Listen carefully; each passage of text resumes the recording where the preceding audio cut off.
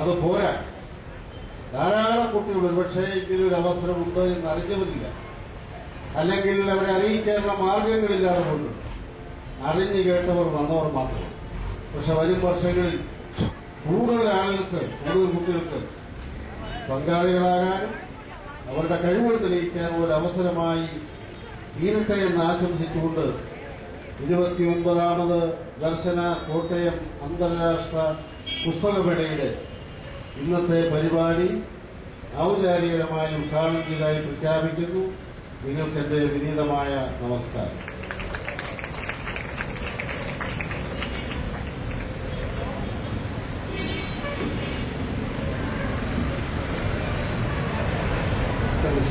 നന്ദി. ഉടനെ തന്നെ മത്സരങ്ങൾ ആരംഭിക്കുകയാണ്. First candidate, chess number 1007.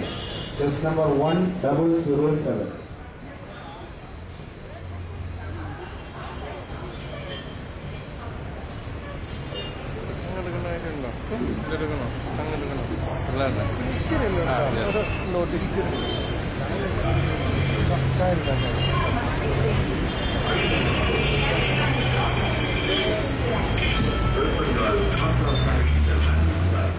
അഭിവന്യ സദസ്സിന് അഭിവാദ്യങ്ങളെ.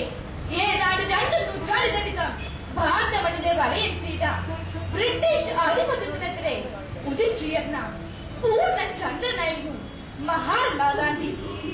സ്വാതന്ത്ര്യത്തിന്റെ സ്വച്ഛ സുന്ദരമായ ഭൂമികയിലേക്ക് നമ്മെ കൈപിടിച്ചു നടത്തിയ ഈ മഹത് വ്യക്തിത്വം അതിരുകളില്ലാത്ത സ്നേഹത്തിന്റെ, സ്വാതന്ത്ര്യത്തിന്റെ നേർക്കാഴ്ചയായി ഇന്നും നമുക്ക് മുന്നിൽ പിടിച്ചു നിൽക്കുന്നു. ഓരോ ഭാരതിന്റെ ഉള്ളിൽ ഇടപിടിച്ച ക്രിയാത്മകതയുടെ പര്യായമായ ഗാന്ധിജിയുടെ മഹത് ദർശനങ്ങൾ ഇന്നും ഭാരതത്തിന്റെ ഭാഗത്തേക്ക് നിയന്ത്രിക്കുന്ന നിർണായക ശക്തിയായി നിലകൊള്ളുന്നു. സിദ്ധിയിലൂടെയും സാധനയിലൂടെയും തനിക്ക് ലഭിച്ച സമസ്ത കഴിവുകളും രാഷ്ട്ര നിർമ്മിതിക്കായി, നവ സമൂഹ സൃഷ്ടിക്കായി വ്യയം ചെയ്ത രാഷ്ട്രപിതാവിന്റെ സ്നേഹം ഭാരതത്തിൽ മാത്രമല്ല ആഗോളതലത്തിലും കാലികങ്ങളോളം പഴക്കമുള്ള അഹിംസയും സത്യവുമല്ലാതെ മറ്റൊന്നും എനിക്ക് പുതിയതായി പഠിപ്പിക്കുവാനില്ല എന്ന് പ്രഖ്യാപിച്ചുകൊണ്ട് സ്വന്തം ജീവിതത്തെ സന്ദേശമാക്കിയ മാറ്റിയ മഹാത്മാവ്, അഹിംസയുടെ മഹാപ്രവാചകനായ ഗാന്ധിജി. ലോകത്ത് മഹാത്മാ എന്ന പദം മോഹൻദാസ് കരംചന്ദ് ഗാന്ധിക്ക് മാത്രമുള്ള അപരനാമമാണ്. അധിനിവേശത്തിന്റെയും അദേശത്തിന്റെയും പ്രത്യേക ശാസ്ത്രങ്ങൾക്കുമേൽ സത്യത്തിന്റെയും അഹിംസയുടെയും അലംഘനീയ പ്രമാണങ്ങളാൽ വിജയം വരിക്കാൻ മാനവരാശിയെ പഠിപ്പിക്കുകയായിരുന്നു ഗാന്ധിജി. 1869 ഗുജറാത്തിലെ പോർബന്ദറിലാണ് ഗാന്ധിജിയുടെ ജനനം. വിദേശ ആധിപത്യത്തിൽ നിന്നും സ്വാതന്ത്ര്യത്തിന്റെ പിളവിയിലേക്ക് ഭാരതത്തെ നയിച്ചത് യുദ്ധങ്ങളും രക്തച്ചൊരിച്ചിലുമല്ല, മറിച്ച് ഗാന്ധിജിയുടെ അമൂല്യ ദർശനങ്ങളിൽ അടിയുറച്ച ബഹുജന മുന്നേറ്റമായിരുന്നു. പരമമായ സ്നേഹം എന്ന വിശാലമായ അർത്ഥത്തിലാണ് ഗാന്ധിജി അഹിംസയെ നോക്കിക്കണ്ടത്. നമ്മുടെ പൂർവികർ അതികഠിനമായി നമുക്ക് സ്വാതന്ത്ര്യം നേടിത്തന്നു. ആ സ്വാതന്ത്ര്യത്തെ ഇന്ന് അപകടപ്പെടുത്തുവാനാണ് നാം ശ്രമിച്ചുകൊണ്ടിരിക്കുന്നത്. ഈ കാലഘട്ടത്തിൽ ഗാന്ധിജിയുടെ കാലിക പ്രസക്തി എന്ന വിഷയത്തിന് കാലോചിതമായ ഒരു പ്രസക്തി ഉണ്ടാകുന്നു. ഈ വിഷയത്തെക്കുറിച്ച് എന്റെ പരിമിതമായ അറിവിൽ നിന്നും ചിലത് ഞാൻ നിങ്ങളുമായി പങ്കുവെക്കുവാൻ ആഗ്രഹിക്കുന്നു. അധികാരത്തിന്റെ ശബ്ദമില്ലാതെ ഭാരതത്തിലെ 50 കോടി ജനങ്ങളെ ഒന്നിപ്പിച്ച് അവരുടെ അന്ത്യാഭിലാഷത്തിന് പൂർണ്ണതയിലേക്ക് നയിച്ച ഗാന്ധിജിയെ ജാലവിദ്യക്കാരനായി ശത്രുക്കളുടെ മേൽ ദൈവത്തിന്റെ പ്രതിച്ഛായി പതിപ്പിക്കുവാൻ ശ്രമിച്ച ഈശ്വരവാദിയായി ഋഷിവര്യന്റെ ആയുധമേന്തി പടക്കളത്തിലിറങ്ങിയ സൈനികനായുമൊക്കെ നാം വിശേഷിക്കുന്ന നിങ്ങളുടെ മുമ്പിൽ നിൽക്കുന്നത് മഹാത്മാഗാന്ധിയുടെ കാലിക പ്രസക്തി എന്ന വിഷയത്തെ കുറിച്ച് ഏതാനും വാക്കുകൾ പറയാനാണ്. ആത്മപരിത്യാഗത്തിന്റെയും സഹനത്തിന്റെയും സേവനത്തിന്റെയും ആദർശ മഹനയുടെയും ആകെ തുകയാണ് ഗാന്ധിജിയുടെ ജീവിതം. പുഷ്പ സമാനമായ മൃദുലതയും വജ്ര സമാനമായ ദൃഢതയും ഒരേ സമയം സമ്മേളിച്ച വ്യക്തിത്വമായിരുന്നു ഗാന്ധിജിയുടേത്. ഗാന്ധിജിയുടെ തന്റെ ജീവിതം ഒരു സത്യാന്വേഷണമായിരുന്നു. അദ്ദേഹത്തിന്റെ ആത്മകഥയുടെ പേര് തന്നെ എന്റെ സത്യാന്വേഷണ പരീക്ഷണങ്ങൾ എന്നായിരുന്നു. ഭൂമിയോളം വിനീതനായി വർദ്ധിച്ച അദ്ദേഹത്തിന്റെ മഹത്വം കൊടുമുടികളെയും തോൽവിക്കുമാർ വേണ്ടിയായിരുന്നു. 29ാമത് ദർശന അന്താരാഷ്ട്ര പുസ്തകമേളയോടനുബന്ധിച്ച് ഇങ്ങനെ ഒരു പ്രസംഗ മത്സരം സംഘടിപ്പിച്ച ഇതിന്റെ സംഘാടകർക്ക് ആദ്യമായി നന്ദി പറഞ്ഞു മുഴക്കും. ഇന്നത്തെ നമ്മുടെ പ്രസംഗ വിഷയം ഗാന്ധിജിയുടെ കാലിക പ്രസക്തി എന്നതാണ്. ഗാന്ധിയൻ ദർശനങ്ങൾക്ക് അന്താരാഷ്ട്ര തലത്തിൽ ഇന്ന് വലിയ അംഗീകാരം ലഭിച്ചുകൊണ്ടിരിക്കുന്നു. ഐക്യരാഷ്ട്രസഭ ഗാന്ധി ജയന്തി അഹിംസാ ദിനമായി പ്രഖ്യാപിച്ചു കഴിഞ്ഞു. പല ലോക നേതാക്കളും തങ്ങളുടെ മാതൃകയായി കാണുന്നത് മഹാത്മാഗാന്ധിയാണ്. ഇതിനെല്ലാം കാരണം അദ്ദേഹത്തിന്റെ ചിന്തകളും നേതൃത്വ പാഠവും മാർഗദർശനങ്ങളുമാണ്. അദ്ദേഹം ആശയങ്ങളെ പ്രയോഗത്തിൽ വരുത്തി കാണിച്ചു തന്നിട്ടുണ്ട്. ഇതിന് പല ഉദാഹരണങ്ങളുണ്ട്. അതിലൊന്നാണ് അദ്ദേഹം തന്നെ വസ്ത്രധാരണത്തിൽ വരുത്തിയ മാറ്റം.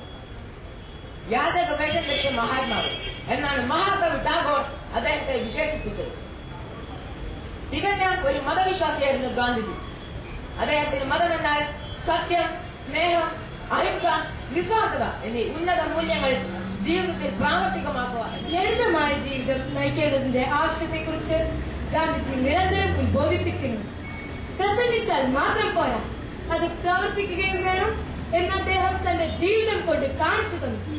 എന്റെ ജീവിതമാണ് എന്റെ സന്ദേശം എന്ന് ചങ്കൂറ്റത്തോടെ പറയാൻ അദ്ദേഹത്തിന് കഴിഞ്ഞു. ഗാന്ധിജി നമ്മെ പഠിപ്പിച്ച മഹത്തായ മൂല്യങ്ങളിലൊന്നാണ് അഹിംസ. അഹിംസയുടെ സന്ദേശം ഗ്രഹിച്ചാൽ വർഗസമരം ഒഴിവാക്കാനാവുമെന്ന് ഗാന്ധിജി പറഞ്ഞു. ലോകത്ത് ഇന്ന് നാം കാണുന്ന എല്ലാ അസ്വസ്ഥതകൾക്കും പരിഹാരം അഹിംസ ലോകമതമായി സ്വീകരിക്കുക എന്നതാണ്. എന്നാൽ മറിച്ചാണ് നാം ഇന്ന് കാണുന്നത്. ഒരു ദേശത്ത് സമാധാനം സ്ഥാപിക്കാൻ മറ്റൊരു ദേശം അവിടെ യുദ്ധം ചെയ്യുകയാണ്.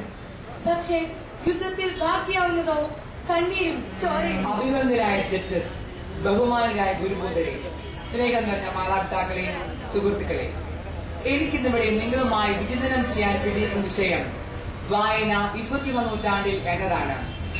എന്റെ എളിയ അറിവുള്ള ചില കാര്യങ്ങൾ നിങ്ങളുമായി പങ്കുവെക്കുവാൻ ഞാൻ ആഗ്രഹിക്കുന്നു. വായിച്ചാലും വളരും, വായിച്ചില്ലെങ്കിലും വളരും. വായിച്ചു വളരുന്നവർ വിളയും, വായിക്കാതെ വളരുന്നവർ വളയും. മഹാകവി കുഞ്ഞിനി മാഷിന്റെ വാക്കുകൾ എത്രയോ അർത്ഥപൂർണമാണ്. വായന വ്യക്തിവികാസത്തിൽ ചെലുത്തുന്ന സ്വാധീനമാണ് കവി ഇവിടെ വ്യക്തമാക്കുന്നത്. വായനയാണ് ഒരുവനെ പൂർണ്ണനാക്കുന്നത്.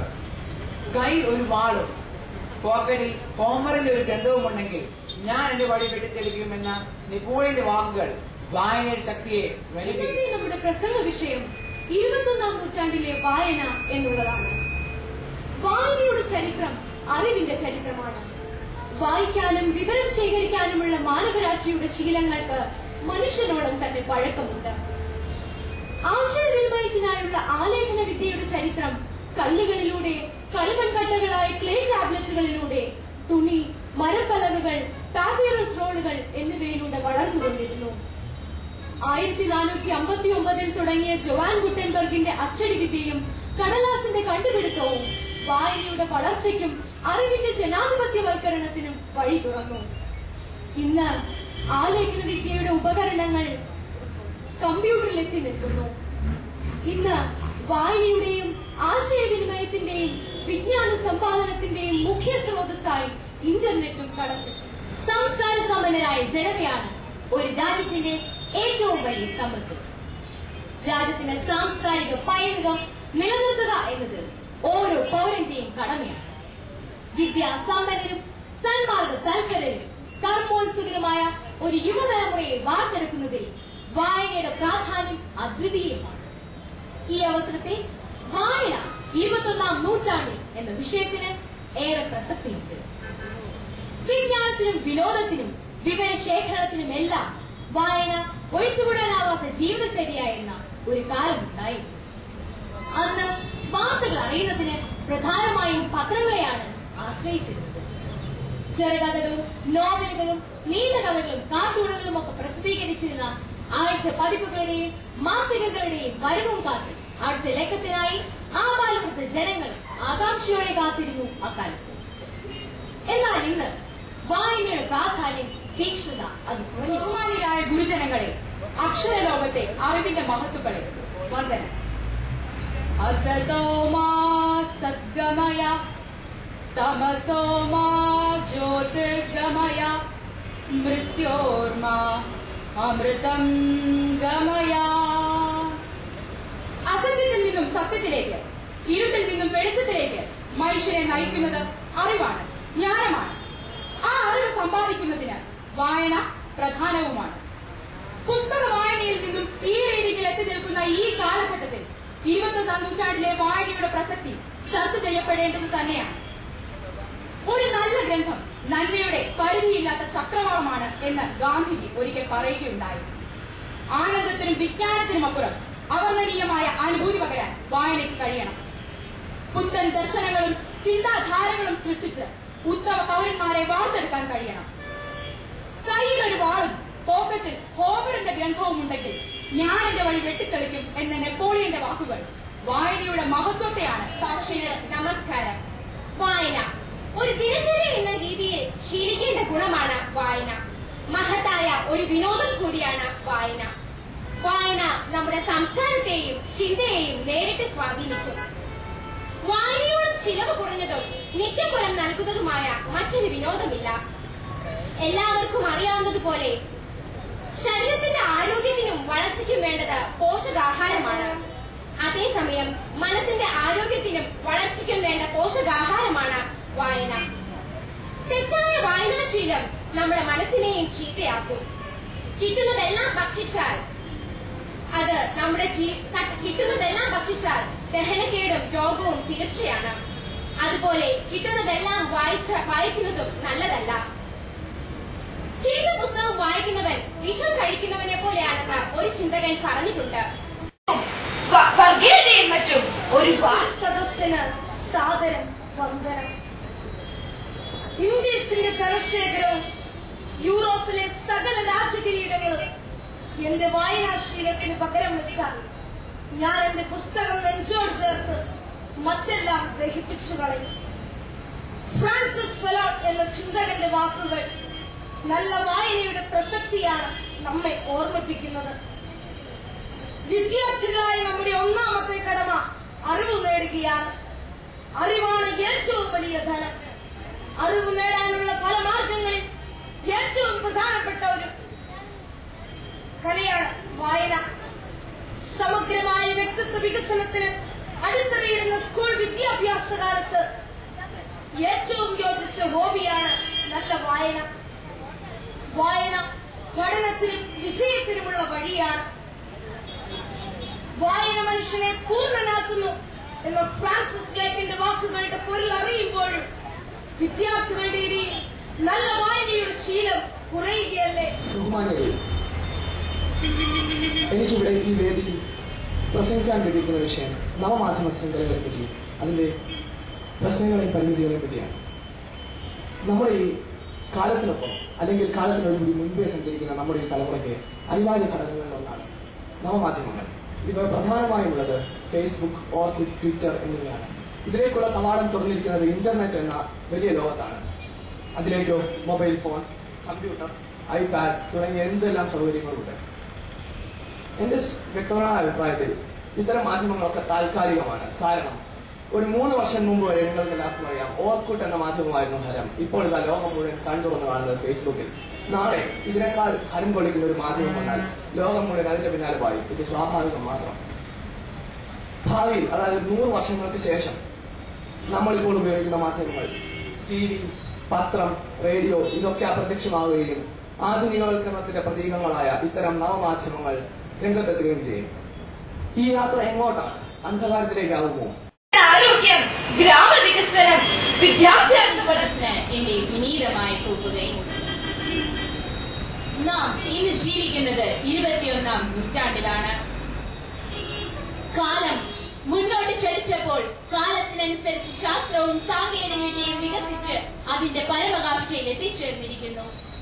അതിന്റെ ഏറ്റവും വലിയ ഉദാഹരണമാണ് വിവരവിനിമയ സാങ്കേതിക വിദ്യ.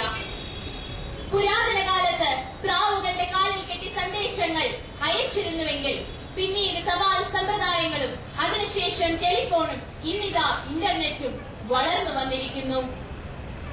അതെ, നമ്മുടെ മാധ്യമ സംസ്കാരം അനുദിനം മാറിക്കൊണ്ടിരിക്കുകയാണ്. നിങ്ങളുടെ വിരൽത്തുമ്പിൽ എന്ന് വിളിച്ചു പറയുന്ന ഇന്റർനെറ്റ് തന്നെ ഇപ്പോൾ മാധ്യമരംഗത്തെ രാജാവ്. ഇന്റർനെറ്റ് എന്ന ആ മഹാവൃക്ഷത്തിന്റെ തണലിൽ ജീവിക്കുകയാണ് നമ്മളെല്ലാം. അതെ, ഇന്റർനെറ്റ് നമ്മുടെ എല്ലാം ജീവിതത്തെ സാരമായി സ്വാധീനിച്ചിരിക്കുന്നതായി കാണാം. And my dear friends, today I am going to speak about Mahatma Gandhi. The magic of Gandhi. The magic of Gandhi is that his actions and ideas on how to fight injustice or ideas universal and still relevant today. So, the supreme guiding principle, Mohandas Karamchand Gandhi, endearingly called Bapu or reverently dubbed Mahatma, or the Great Soul, the founding father of modern India, one who successfully mobilized the seething masses of India and gave the Indian national struggle.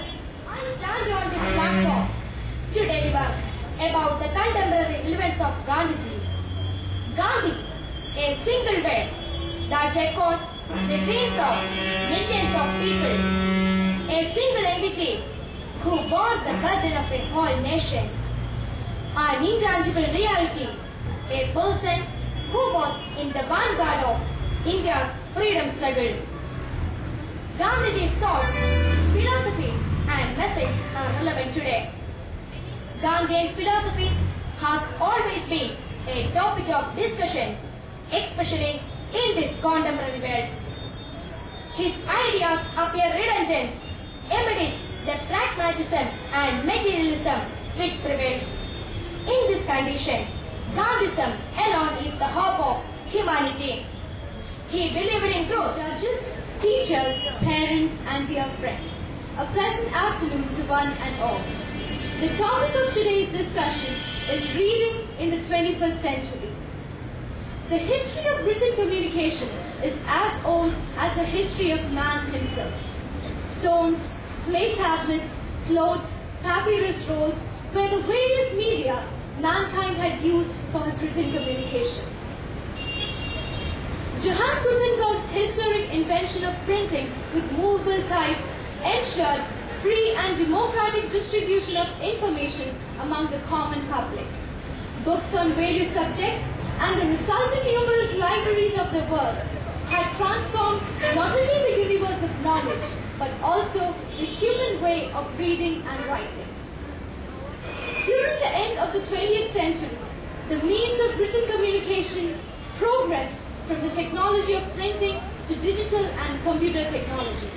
Respected judges and my dear friends, if intelligent aliens ever visit our planet, the most amazing discovery for them would neither be the skyscrapers of our metropolitan cities nor the 7 wonders of the world, but the species of animals known as Homo sapiens.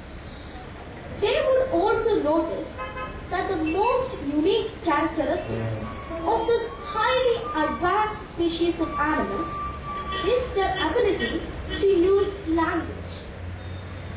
In the 2 million years of human history, the history of written language is just a few millennia.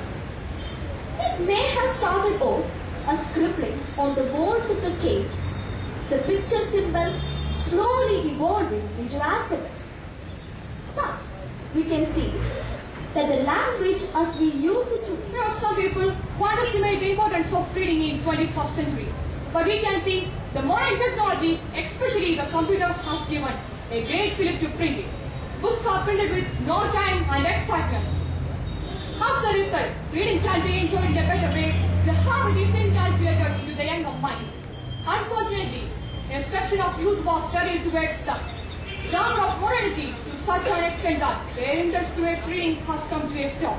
It is the duty of the parents and authorities to save them from their youthful aspirations, from the explosion of selfish element. Ruskin bought the books, King's Treasures. Really so, they are not filled with diamond, silver or gold, but with things much more valuable than us. respected judges, and my dear friends. Today, I am standing before you to share some thoughts on the topic social networking, possibilities and limitations. Social networking is an online service, site or a platform that focuses on building social relationships or social network among people who want to share their interests, activities, backgrounds and real-life connections. In a social networking site, an individual will be having a separate representation. That means he will be having his or her personal profile, social links and a variety of additional programs. Most of the social networking sites are web-based and allows the communication over internet through emails, instant messaging. The social networking sites are individual-centered and allows to share our thoughts, opinions, values, etc.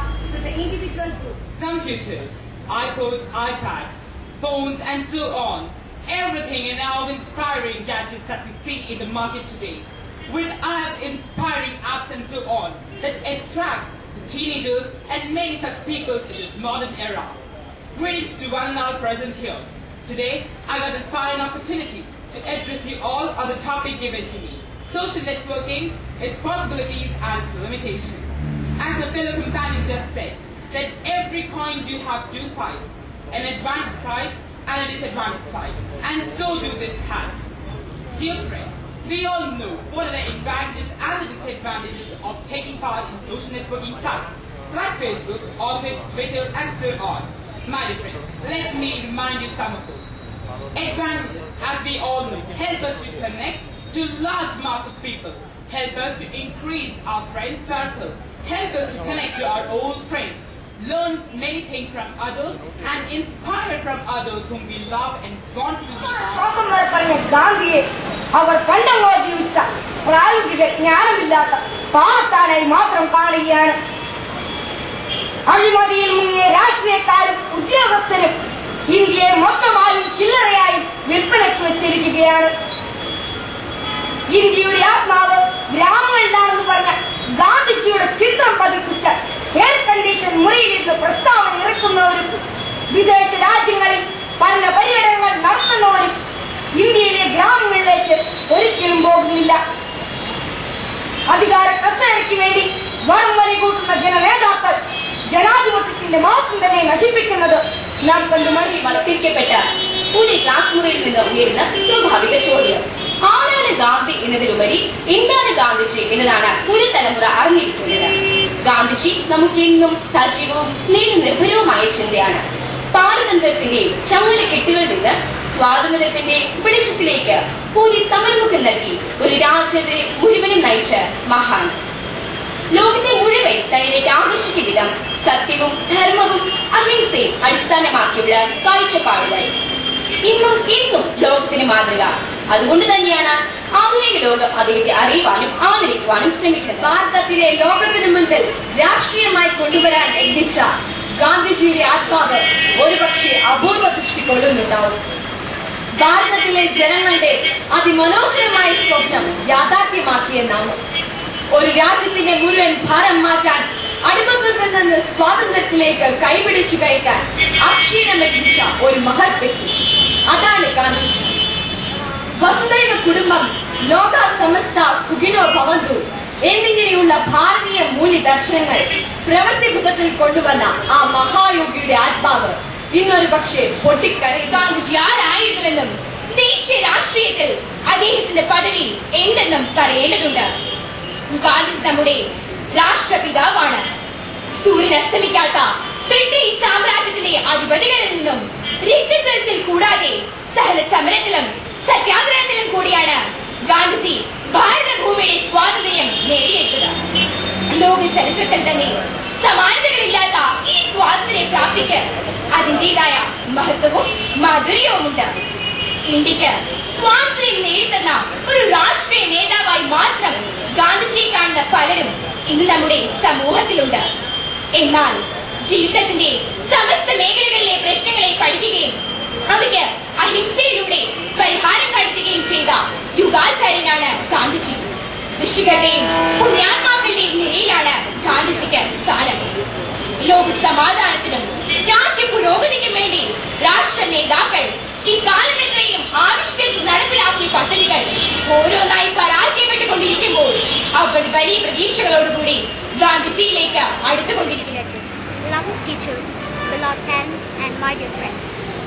Children in India used to call Gandhiji as Bapuji. Gandhiji is revered and admired as the father of the nation by all Indians. Gandhiji is known the world over as the apostle of truth, non-violence, and satyagraha. About Gandhiji, Einstein is reported to have once remarked that it will be very difficult for the future generations to even believe that such a person like Gandhiji lived on this earth. Nowadays, when we look around us and see the evils such as violence against women, widespread corruption, ever-increasing rise in consumerism and materialism that are prevailing in India, one tends to get an impression that Gandhiji and his feelings has lost relevance, at least in India, if not in the whole world. I am of the view that this apprehension that Gandhiji and his teachings has lost relevance in contemporary times of India has been rather misplaced.